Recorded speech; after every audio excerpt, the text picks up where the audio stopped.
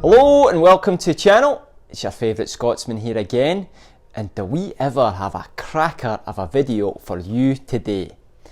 It is the question that is on everybody's lips and one that can often leave Canadians stressed. Drum roll please. Is the sound guy on break again? Ah. Alright, steady on there. In reality, there's obviously a lot of factors that go into this question. Your age at retirement, your lifestyle, your pension, your OAS amount, to name a few.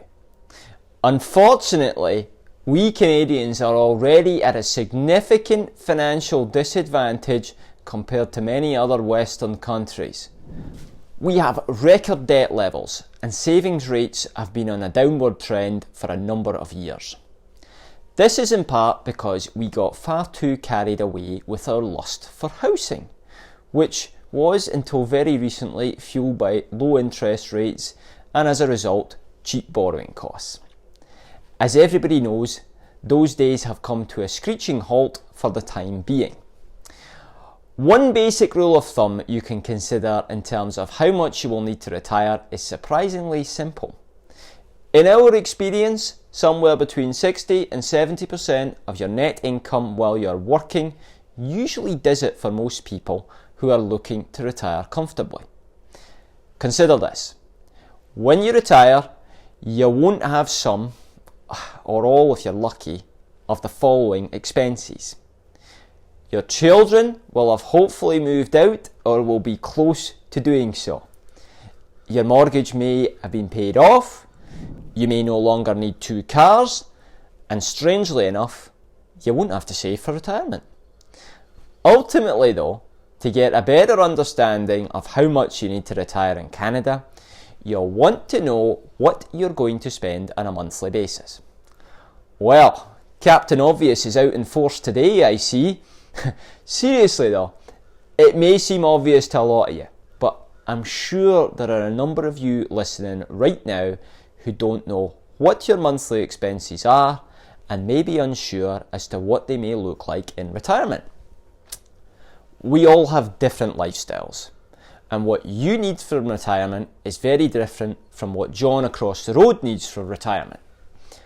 What we suggest is that you break your expenses down into 3 pots. The first pot should be your non-discretionary expenses. Those expenses that you probably don't like paying but must. Property tax, gas, hydro, water, groceries, and so on. I like to refer to this as the survival pot. These are the basic expenses that you need each month for basic living. The second pot should cover monthly expenses that are nice to have but not exactly necessary for survival and could be cut back on if need be. Things like gym memberships, although I do actively encourage you to stay fit, or feel free to save it for next year's resolution like me. Takeout food, clothing, cable or streaming services, and so on. Last, the third pot should be for entertainment and travel. Meals out with friends, sports tickets, vacations, etc. Again, this pot could be cut back on if need be. Noticing a trend here. You can reach your hand into the latter 2 cookie jars, but it's important that the first one always stays as full as can be. Alright, so now that you have a handle on expenses, you should know how much money you spend right now.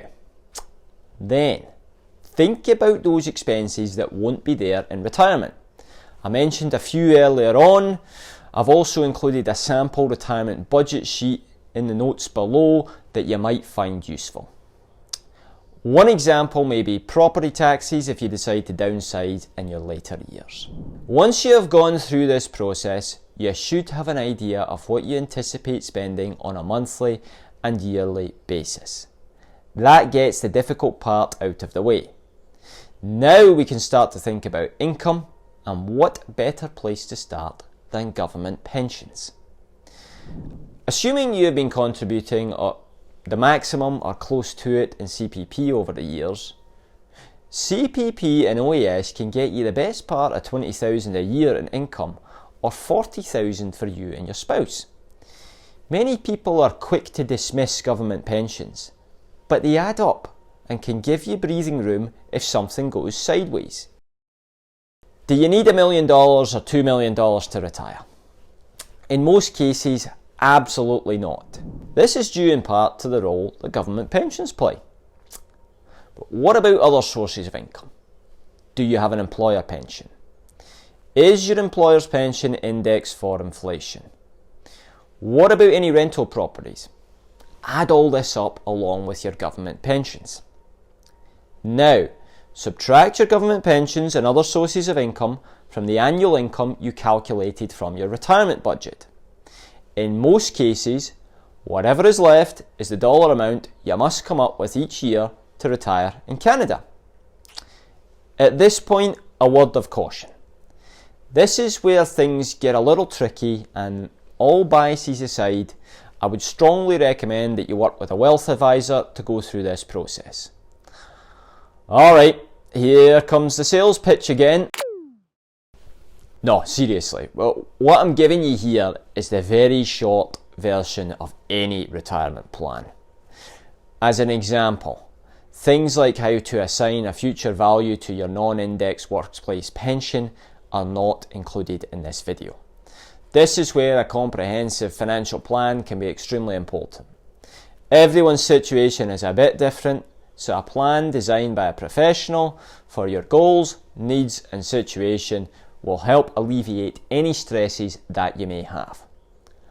That being said though, I am providing you with a retirement calculator from our website, which is included below free of charge. This will give you the tools to do a basic financial calculation. This will also help give you a baseline understanding and hopefully point you in the right direction for next steps. You're going to need a few things to hand: your total portfolio size, your current annual savings, the number of years to retirement, an assumption in how long you will live, an assumed inflation rate, and an assumed annual portfolio return. For inflation, obviously it's much higher just now than we have become accustomed to. But over the long run, we do believe somewhere in the range of 2 to 3% is a decent area to aim for. If you're unsure, why not try out a few different inflation scenarios? Input one at 2 to 3% and one at 4 to 5%, and if you're feeling really spontaneous, try 5.1%. Although it's impossible to tell where the arrow will land, having a few reference points for different scenarios won't hurt. For your annual portfolio return, unless you're invested very aggressively, which brings about its own set of risks that we're not going to get into today, anywhere from 4 to 6%, depending on your appetite for risk, is not unreasonable. Personally, I always prefer to err on the side of caution with this, and would recommend not going any higher than 5%. In terms of how long you will live for, again, I always prefer to be cautious, and that's why we always go with the standard age of 95 in all our plans. You know yourself and your family history better than anyone know. By cautious, we simply mean that we plan for the longest possible life. Once you have plugged all that in, you should have a ballpark estimate of how much you need to retire in Canada. Assuming everything stays the same, here are a couple of examples to take away with you.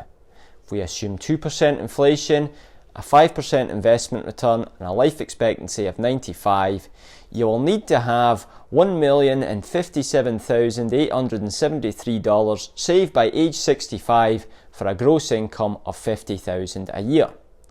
Likewise, using the same assumptions again for a gross income of $100,000 a year, you will need to have just over $2 million saved by age 65. Well, that wasn't difficult, was it? A piece of cake. Oh, wait, we forgot about the dreaded taxes. And for the second sales pitch of the day, this is where working with a professional can be helpful, as the tax system can be just a tad confusing with how different types of income are taxed. You also want to make sure that you're optimising income splitting opportunities where they're available. I have provided a link to taxtips.ca which outlines the tax rates in Ontario and for the rest of Canada for anybody watching outside of the province.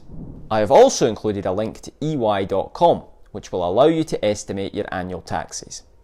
Now, go back to your calculator and make sure you include these figures as well. Okay, are you tired yet? We have a few other considerations and then you can be done with me for the day. What else should you be thinking about? Consider that in the early years of retirement, you're likely to spend more as you travel and do the things you have always dreamed of doing with your newfound free time.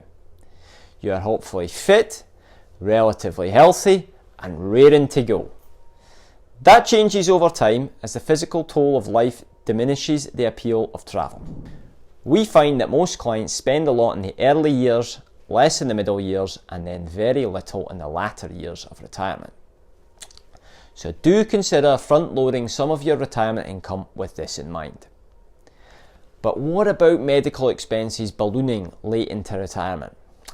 I'm not dismissing the fact that these exist, but sometimes it's a little more complicated than that. In Canada, we are fortunate enough to have a strong public healthcare service, but not everything is covered.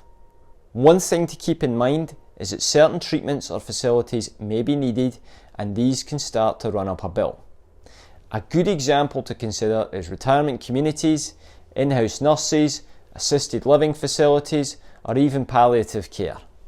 Understanding the different price ranges of these options can help you plan and, more importantly, break it down as a monthly non-discretionary expense like mentioned earlier. Not all Canadians will experience these circumstances, but preparation is always better than reaction. Okay, so hopefully at this point you have some tools available to help you better understand what you need to retire in Canada. Whether or not you want to get in contact with me to discuss a more detailed plan, in the vast majority of cases I do recommend that you seek out a CFP to help you put together your retirement strategy. The transition from having a steady paycheck drop into your bank about twice a month to having to come up with your own paycheck is complicated. It can also be daunting and stressful for a lot of people. Today's lesson was limited to the fundamentals and nothing more. Working with a professional can ensure that you've covered all your bases and give your confidence in your plan. Retirement is supposed to be a stress-free and happy time, so make sure you aren't spending your days worrying about money. Well, that's it for today, folks. I hope you've enjoyed the video, and if you've found it helpful, then please do share it with family members and friends. Before you go, if you liked today's video and felt it provided you with something of value, then consider hitting the like and subscribe button before you go. They get awfully lonely down there. Have a great rest of your day, and I will see you next time.